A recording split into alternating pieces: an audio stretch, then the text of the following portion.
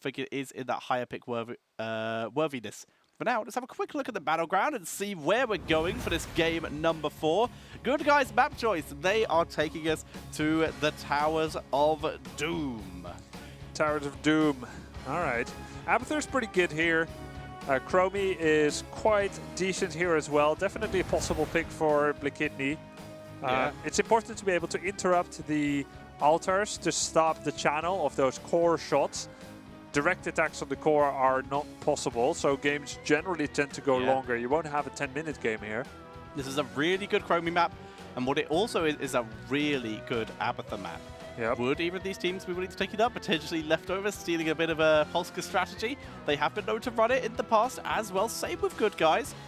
So the question is, do the good guys continue going with their theme? Do they continue to stick to this Tassadar ban? Or do they start to switch it up a bit and realize, yeah, Tassadar's good, but Abathur on this map is too strong, or Chromie on this map gets so much more value? That will be the question that they need to answer. Another possibility that we haven't seen contested at all is Genji. Yesterday we saw Polska Pamięta in the second Open Division seed really focusing heavily on Genji. First picking it, banning it in second rotation. He's been completely ignored today. Diamond Skin didn't even look at Genji. Yeah. And Polska was like, we must have it or we can't let you have it. And Diamond Skin didn't bat an eye. Yeah, they didn't want it. They did not care. Will it come out here? Well, remains to be seen. Let's find out. This is going to be a leftovers first pick, first ban here. Now, Abathur, Tassadar, potentially Chromie. Those are the top 3 I would say could be priorities, and the question is, would they want to ban any of those away from the good guys and potentially lower their chances of getting it? Tassadar ban has been that first ban by either team so far every time. Support chokes have been rampant. In fact, out of 6 first bans, there was only 1 non-support ban. True. Which was ETC. Yeah. That's an excellent point. Leftovers. This is the longest we've actually had for a first ban in this entire series so far. And they stick with the Tassadar ban that the good guys have really been going for so far. They don't want good guys to take it away either, and they clearly want something else. Good guys respond with the removal of the cow. Now, is Abathur first pick worthy for these teams? It's just like me in a steakhouse. Consider every possible option. A lot of nice pastas here. Okay, I'll have the steak. Tassadar gets removed once again. Team Good Guys will not have the steak. They'll be removing ETC. Yeah, the steak is out instead. They bring in Rhaegar, getting that huge healing. He is the highest prioritized support at the moment, except maybe Uther, Ariel, a couple of those. It's sort of Rhaegar and then a bunch of people just below him. Yeah, he's got it all. Wave clear, good damage, burst heal, sustain heal. He has it all. Even in combat mobility, not to be underestimated. Yeah, he gets good burst potential as well with his Feral Lunge, which used to be a talent. That's an interesting thing. It used to be a level 7 talent on the same tier as Cleanse. Since we see Greymane coming in here for the good guys, giving themselves a little bit of burst. And Stukov. Now, the usual strategy we end up seeing here is Greymane and Uther going for high burst potential and high crowd control. This time, though, sticking with the Stukov as he's been so highly prioritized by both these teams so far. Yep, 100% pick rate so far. Never left to last pick either. That's pretty interesting. He has moved up, though. He has. He hasn't been first pick in any of the games so far. Now he's been in second rotation at least a little bit. Yeah, 100% of the time in second rotation. So, what do we want for leftovers? They've put a lot of priority onto tanks in the past. Second supports very early. Once again, hiding damage dealers a lot of the time. Yeah. But in this series, they've actually been putting a lot of set in the damage dealers, taking them quite early a lot of the times. We have seen them still with the last pick with Naras, as we've seen in Open Division, though. Funny fact here, Vala has not been picked once, nor banned. Oh, wow! It's crazy. Yeah, that's an excellent point. And we see a double tank coming in here, Muradin and Dahaka, 2 heroes who could protect Vala very well, but the Muradin slows, potentially once again leans them towards that Lunara. It's funny because Team Good Guys, in their final matches of Pro Division, they ran Vala all the time. Yeah, and she's just been completely ignored this time. It seems like the teams won't look at her. These 2 teams at least. Many other teams are different. Without Tassadar. Yeah, which even so, she doesn't need. To be fair, Valor's best map was actually banned in this series. Battlefield of Eternity was removed by one of the teams. I believe it was Leftovers. But we all know she can be played anywhere. Exactly. So it is strange that we have yet to see her appear. Chromie being covered over by the good guys. The consistent theme, but Leftovers comp is actually a really reasonable comp for an Abathur, but could the good guys steal it? Double Greymane is quite the combo. That actually doesn't sound bad. Imagine Uther and Abathur next. Yeah, double Greymane, 1 D shield, and then flex the tank until last. Yeah. Of course, Abathur does get diminished a little bit by Dahaka. Yeah. So what are we going to see by the good guys? Arthas was banned out. Abathur still completely available. Could be Uther Genji, could be Abba Uther. Yep. Or something a little bit more traditional. Abba Johanna potentially is a really solid combo, very safe. I remember when Abba Johanna used to be the fear of the Nexus. Yeah. Unkillable. And then damage thanks to Abathur. It's like the Chen style that we see now, only with Johanna instead, which offers more CC, but slightly less survivability. Exactly. Which is still cool. Now, Arthas is gone. Good tanks that remain is Anubarak. It's going to be Johanna Sonya. I like that. I think Sonya shown last game for Team Good Guys. Johanna a little bit more generic, but can shrug off much of the CC that Leftovers has to offer so far. So, damage dealer still needed. Potentially second support still needed. I think Lunara is an obvious choice. That's their usual. Vala gets diminished a bit by Johanna's blind. Lunara has a better time, but that means Good Guys could go second support. Yeah. But I think Leftovers is happy putting them there on second support. Yeah, I would say so. And if they do go for that Lunara or anything like that, none of those are really good Abathur hats. So it seems that Abathur has just been sort of neglected in this draft, and they are going for their own strategies. Well, Leftovers could do 1 Assassin plus Abathur. It is still a possibility. They could. Abathur on Sonya's pretty great. Abathur Greymane. No, I mean Leftovers. Oh, yeah. Sorry. Good guys can still pick it. Leftovers, they don't. They bring out the Cassia. We were calling it earlier. And a second support to go with it. Brightwing Rhaegar Cassia. Okay, Cassia finally comes out. Team Good Guys do play Cassia quite a bit as well, so they should know her weaknesses. So a mage would be pretty reasonable for that ability power damage. Could be nice. They would be solo support in that case, but they have Sonya, which is sort of a melee mage anyway, so that's actually relatively reasonable. Yeah, so Sonya has Relentless, 50% reduction of stuns. Johanna has Iron Skin. So running solo Stukov, it would be a risky play, but it might just be what Team Good Guys needs to get really good damage. They're two of the most sustaining tanks in general, so it's not the worst thing with this huge healing that Johanna offers herself. And they do go over mage. Here comes the Gul'dan. Okay, so offense is the best defense, the choice here for Team Good Guys. Horrify is going to be key. Sonya will be able to single someone out, which is perfect. But there is double support. Brightwing, Rhaegar, Murder Dahaka. It's a very strong front line and support line to chew through. But I like the direction. I feel like Team Good Guys has found their stride in their composition. Yeah, I would agree. I think they're definitely looking at stronger comps these days. The Sonya actually seems to be the linchpin of just that slight adjustment, but it's such a big deal in terms of how much efficiency it can add to their draft. It even puts pressure onto heroes like Dahaka. Do you see the amount of burst it offers? So, you have Johanna against Cassia, who's auto-attack based, the solo assassin. Sonya mostly does spell damage, and Cassia is the reducer of auto-attack damage.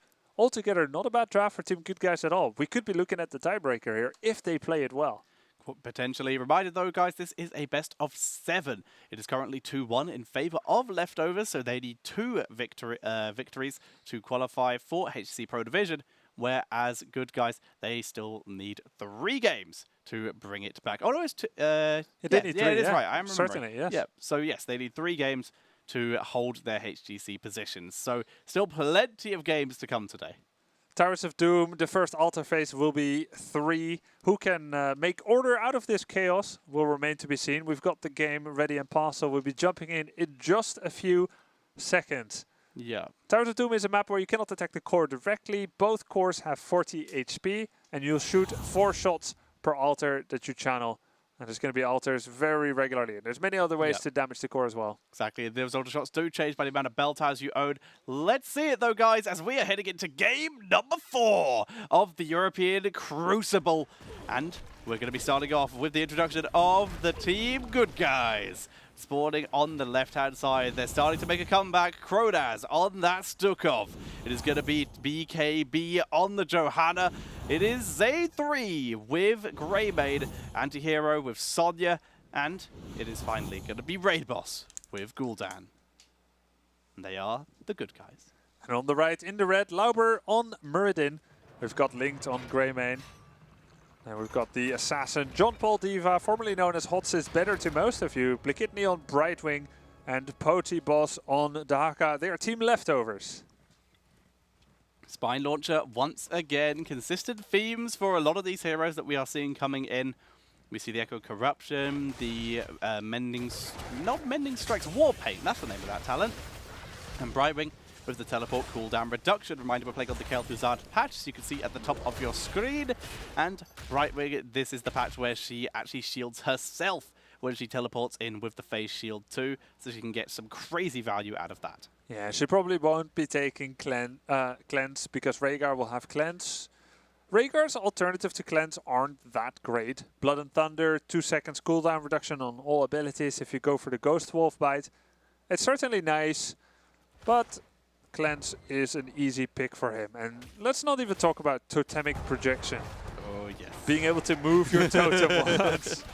Such a good talent. So good. Yeah. I've won so many games with that. I don't think I've ever played a game with that. I'm ashamed to say I have. No, but you got to try everything out once. Seems like it would be valuable with like unfair advantage. Just keep the slow on them for longer. It's like my totem is here, but now I want it to be here, but I need to move very close in order to move it. Yes, well, not a talent we're likely to see, like you said. Lightning Bolt, on the other hand, very likely to be seen, and is allowing, with the help of John Paul Diva's Fend, allowing them to clean up the wave pretty quick, but Gul'dan, he's no slouch himself, and the wave does get destroyed. Sometimes you see a 4 to 5 man engage on enemy sapper camp, just because you know that the enemy team is there. It's always nice to grab the sappers as it lines up just before the altars activate. Now we've got the Haka Brightwing in the top and mid. Double Global for Leftovers is a powerful tool on Towers of Doom. This is the main power that Leftovers has over good guys. Their fighting comp may not be as good, but that globalization from the Haka Brightwing, here they move in with all 5. Good guys still don't have level 4. They've somehow managed to start this without it. They finally hit it. And there you go. There is that Laws of Hope, the improved mana tap. Loba trying to hold the front line, but does eat a weighted pustule. This mercenary has taken quite the route to get to here, actually. Yeah. And Double Diva does finish it off. Very narrow cancel there before on Rhaegar's channel by the Gilnean cocktail. Zay3 finding the opportunity. And now good guys, they look healthy in health and mana. They may be able to get it. Gul'dan's having a pretty good time here, dropping damage. Loba very far forward to deny this, but he's still able to sustain pretty nicely through this. But look at the health bars of Team Good Guys. They are so sustained at the moment. They're having very little issues. Mana, the only person who's really low is BKB. This should be their objective, but Brightwing still trying to drop another crash, but manages to eat all the corruption though. And Loba denies again. The commitment here is insane, but Loba's solo on mana. Dahaka, he beat back and is coming in for a second round, but Loba is the first kill in this fight and this game. Do they get a counter kill? Yes, they do. They will take out Stukov, the only support that there is. Now using Peekaboo. Doesn't even do anything special. It's just vision. Just teleports him. Just teleports him there. But this is impressive. Lauber's jump in was certain to get him killed, and that was true. But somehow the turnaround kill, and now Leftovers is looking to channel, and they get it. Oh, they got the kill with the drag, and finally are able to grab that altar. Persistence sometimes is key, and they're able to pick that up. Very nicely done. Fortune favors the bold, and there could be no one bolder than Lauber jumping into his certain death. The ultimate sacrifice for his team. And worth... Is it worth 4 tower shots or 8? Because you get it while the opponent doesn't. I think it's still worth 4. I mean, you have an 8 better differential to your opponent team than you would have had. I feel like it's worth 8 points. Like, if you take the boss, which doesn't get contested, you get +4. But if you take the boss from someone else, it's like +8. I mean, but they could have also taken the boss. Yeah, so but maybe they didn't want it. I think we are overcomplicating this one quite a bit in general. I think you might be right, but I also think that my brain is not capable of comprehending at this stage with this game going on. Leftovers is ahead 4 points instead of being behind 4, that's for sure. Yes, this is a correct assessment by the Well Crumpster. done. Well done. We have done it. We have Surge of Light coming in here for Cassia. And we've got the one of the counter plays to Sonya, Skullcracker, coming in for Loba on that Muradin. Faster attack speed, mini stuns, raid balls. Whoa. Wow. Down goes the Gul'dan, but Loba is now currently trying to face up against BKB to hold this mercenary, and Merc stolen. Nicely done. Anti-hero is gonna drop. Loba with the aggressive play, lands the Stormbolt too, but it's Johanna. She's able to sustain through it. Wow, the longer these fights last, the better for Leftovers. They have the double support, and the only one with regeneration here is Johanna. I guess, you know, Gul'dan and Sonya, they have some forms of heal, but it's not quite as impactful as a second support. And Leftovers is really milking that. The longer fights, Blakidney staying alive, and it was very close. The Leftovers will be getting it. The extra range on that weighted pustule with the nice deny onto Lynx there, that's going to be exceptionally annoying. And so we do see good guys. They are going to be able to very likely grab the road here. Loba's finally forced back, and there we go. Shots taken in, but Brightwood was able to grab Leftovers, so they still remain with their lead. 32 to 28 in favor of Leftovers, a 4 health lead. It's hilarious that weighted pustule range. It really takes you by surprise. It looks funny as well. It looks like a squid just swimming through the air as it just tries to make its way to the enemy. Yeah, like in the Matrix, those aliens that just wouldn't leave Zion alone. Yeah, leave Zion alone. What do they do to you? As we do, except Poor for Zion. create you. Yeah. As we do see John Paul Diva clearing out the lanes. Not using the fend yet, just sticking with auto attacks, waiting for Link to arrive. Look at it, just goes all that way. It's huge range. The description is ridiculous already. Increase the range by 100%. That's like double or something. Or something. Okay. Merc's getting silenced. Nice play by Stukov. Gets nice play by Loba to counter it though. Just stuns Kronaz so that the mercenaries can still go in. Level 10 versus 9. Leftovers with the lead. We'll be using that to grab Team Good Guys' sappers here.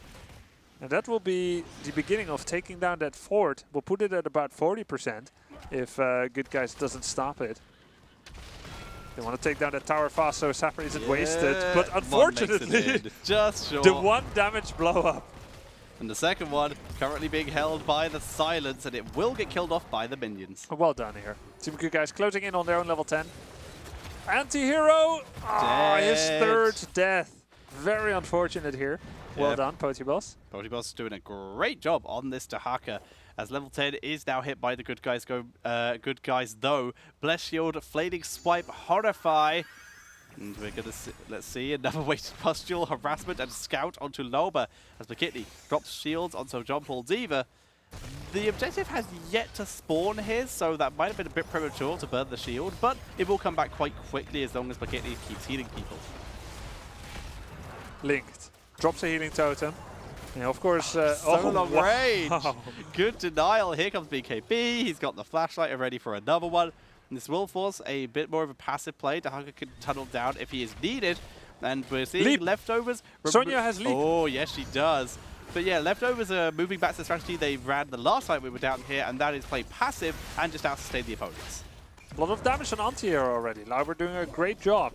Anti-Hero would not want to jump in with such a small health pool. We'll need to wait for the next heal by Stukov. Will be available momentarily, but he takes more damage from Cassia. Yeah, he's not moving it. He's not in range. He does drop the leap though. Blessed Shield as well, but Loba drops the avatar. Beautiful ancestral John Paul Diva. The ball lightning does so much. Anti-hero Zane 3 forced back, and BKB will not survive, but he very nearly did thanks to a great Horrify clutch healing by Blakidney there, and we do see the raid boss dragged in as well. And Leftovers, everyone lives, picking up a big chunk of kills. And really nicely done, and of course they got the shots. Did Leftovers get the shots? You guys got the shots. Yeah, I mean this is the silver lining here. I think this is why Leap was used point blank. Oh, he got out, he lived. But yeah, you're right. They used the leap point blank. Oh, this is not the best position for them. Who put this fort back here? Yeah, run everybody! Look at taking so much damage from this. Great Mate could try and overcommit here, but no, they get out. But yeah, like you said, they made the leap commitment to make sure that the channel went all the way through, and as such, they have evened up the fort count. But they are still a level and a bit behind. 1 and 7 in takedowns. It's been hard for them in the fights, but so long as you can keep the core shots healthy, you have comeback potential. Forget not that Sonya scales up very heavily once she hits level 16. Getting the stone skin gives her that survivability in order to put out the damage we all know she can put out in a vacuum, if it weren't for her fledgling survivability. And then with Ignore Pain at level 20, she becomes an absolute monster. Leap, for now, hit 1 target. Better leaps will secure better fights, and as she levels up, Team Good Guys will go up in strength. We do, by the way, have Grounding Bolt coming in for Cassia, a little bit of extra slows, allowing Muradin to chase more efficiently, allowing Dahaka to get into range. It's just a lot of empowerment. Loba eats a spear, and Loba walks away. That's the joy of Muradin. He is exceptionally tanky, even out of his avatar form. Dahaka's coming in, though. They want to make something of this. The way to pustule those scouts, and he's able to dodge though. This is a very important moment for Team Good Guys. They're down in talent and they're up against double altar. They would ideally like to secure 1. If they can buy enough time on the first, they can maybe contest the second after the next 2 minion waves, or maybe a kill. But it is risky. Look at, he's desperately trying to channel in, teleports instead onto John Paul Diva, giving him that wonderful shield. And this time looks like everyone is too zoned out. McKitney will be able to channel this one in, but there's still another altar for both teams to fight over. It's going to be once again, still 4 shots for either team if they get this. Still 5v5 for both teams. No heroics have been popped yet. They would have to leap in order to actually stop this. Blind has already been used. 13 still not around. Next minion wave arrived, but there's no time for Team Good Guys to go for it. Yeah, they're going to have to fight this talent down. They leap, focusing onto that Cassia, who gets Ancestral that immediately turns around, flailing swipe as the disengage tool, as the engage did fail. And there's the teleport once again, keeping that Cassia so sustained. Horrify is still available. Dahaka goes for a quick BZ, getting that Hearthstone into tunnel back here. Where will he flank towards? Good Guys getting the minion wave, anti-heroes getting the XP, so they'll be 13. But it looks like the altar will channel.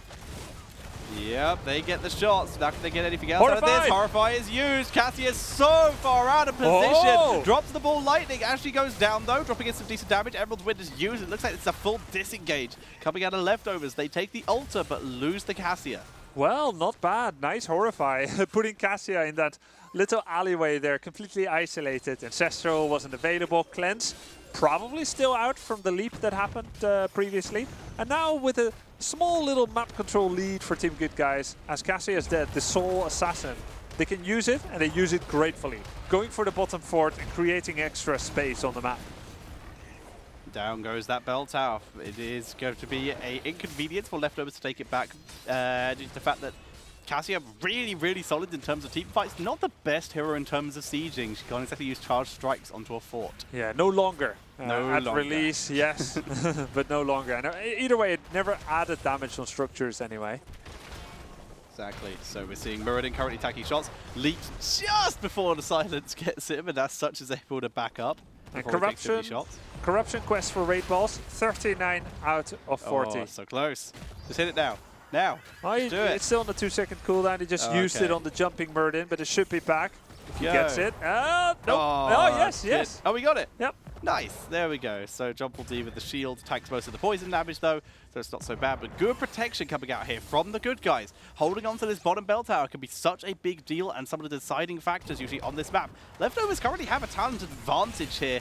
They're going to try and move in to not only just defend these sappers here, but try and make a play as well with the objective spawning. They would love to get a two for here. They did a good job here, Team Good Guys, keeping the fort for this long. It means there's no longer time to take it down. Team Good Guys now is in a pretty solid position to have 5 shots per altar, with only 3 to leftovers on Dahaka there. Anti-hero will probably grab top. Well, here's the objective here. They're going to try and channel it. They're doing a double channel to try and deny the denial here. We're going multiple levels. Double deny, though. But BKB on point here. Well, the price was high. Stukov goes down. because BKB made a mental note to commit the altar cancel no matter what. And he succeeded. Yeah. But at the very same time, there was an engaged on Stukov. And while maybe he could have helped, he had already committed. Leap! 3-man leap! Trying to turn it around. Icebox immediately on right wing. Everyone wins and Link gets deleted, but he drops the Ancestral onto the Kidney. Ball Lightning, and they lose. They can pick up a kill. Dahaka misses the isolation. They still turn it around though, and they're going to try and get Anti-Hero. He mystical spears over the wall. It's only going to be Johanna. Zay3 is fleeing back to the forward bell tower. Going to try to take an escape route, get slowed. He is in serious trouble here. He's going to try and take such a long route. He's dodging everything, Grubby. He's trying to flee. He finally gets hit by the tongue. And that is going to be the Greymane going down. We're seeing leftovers clearing out this camp. And wow, so much damage. The aggressive play still coming out here from Good Guys. They still control this bell tower, and they want these camps to go in. Yeah, that was a Ruinous Affliction, Echoed Corruption, doing so much damage on Cassia there. Team Good Guys defending this for all they're worth. Now, as the dust clears, we count the core shots that happened. Leftovers channel 2 for the price of 3 per. So it was a total of 6. Good Guys got 1 for 5. So it's not altogether that bad, and it's by virtue of controlling this fort thus far. They continue to do so. Linked, careful now. Takes so much poison damage onto John Paul Diva. The teleport was on Muradin, not onto Cassia, who gets pushed backwards by this fort. They're moving forward here. The good damage, though, with the bursting light with 2 heroes, 3 heroes down. What a beautiful push out there by Leftovers. Team Good Guys felt more safe than they actually were. Still in a 3 versus 5 situation. Lauber, without a single shred of hesitation, jumped forward, hit the Stormbolt. The Dahaka flank got the isolation. Potibol sees all this. This is impossible. Impossible. He can borrow delay, moves on, forces them back. He's going to try and steal. And with Brightwing coming in as well. Thank you very much. They take the boss. And in a brave play by Team Good Guys, but Dahaka, map awareness is a wonderful thing. Keeps ruining it for the Good Guys, man. Yeah. Biggest mistake of the game so far there, defending that bot fort with just 3. I must admit, it looks safe, but no one is safe from the Leftovers. They're coming for the spot of the Team Good Guys. Yes, they are, with only 6 health left on the core of Team Good Guys. Sappers move in, Bell Tower's back, and suddenly we have a bit of a swap around, where this time it's now Leftovers in control, and potentially about to get ganked by 5 people as in comes Anti-Hero. Leap on Link, focus down. Storm Shield was dropped in time, and they're stuck in the Stukov silence, but the Emeralds win disengage. The Ball Lightning's doing so much. Zay3 gets out. It was so close, but BKB will not be so lucky. The infinite lightning from the Cassia able to take him down. Surprise to Haka, they want more by Kronas, and we even see Cassia taking down the Gul'dan. Absolute domination by the Leftovers. Take down the final 2 forts, and you will start to channel 1 core shot every 7 seconds, if they can do so. Greymane, of course, will try to take down bottom fort, but Brightwing will stop him. Spam that polymorph, yo. And here comes John Paul Diva for the main damage here. They're going to take down at least a spell tower. Storm Shield does have to be procced though, due to the fact that once again, they don't do the highest amount of damage to structures. They're really good at winning these team fights, but they don't kill buildings very fast at all, so they do have to seek reinforcements in some scenarios.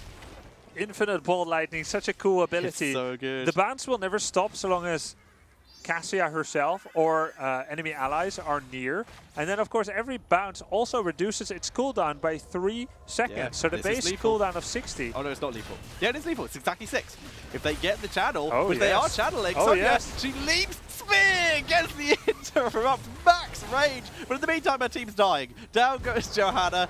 It's potentially too late here. Anti-Hero's in position for 1 more denial here. Moving in, Emerald wins, everything dropped on Sonya, and she gets taken out. Gul'dan and Stukov, the only ones left from the point-blank silence, but Blakitny gets the channel, and that is gonna be GG. And the Leftovers take the go to 3-1, and they are now 1 game away from making that, taking that spot in HGC Europe. And for Team Good Guys, they will need to win 3 consecutive maps against Leftovers to provide a compelling argument for them to, well, the only argument for them to stay in Pro Division. A daunting task, to be sure, but in such situations, it's always advisable to take things one map at a time. Exactly. Speaking of taking things one map at a time, we saw that the last break potentially helped the good guys get refocused. Let's see if it does so again, as we will be back very soon with game number 5. Hero, leap on link, focus down. Storm Shield was dropped in time, but they're stuck in the Stukov silence. But the Emeralds win disengage. The Ball Lightning's doing so much. Say 3 gets out. It was so close, but BKB will not be so lucky. The infinite lightning from the Cassia able to take him down. Surprise to Haka, they want more by Kronas, and we even see Cassia taking down the Gul'dan. Absolute domination by the leftovers. Take that. After discovering her factory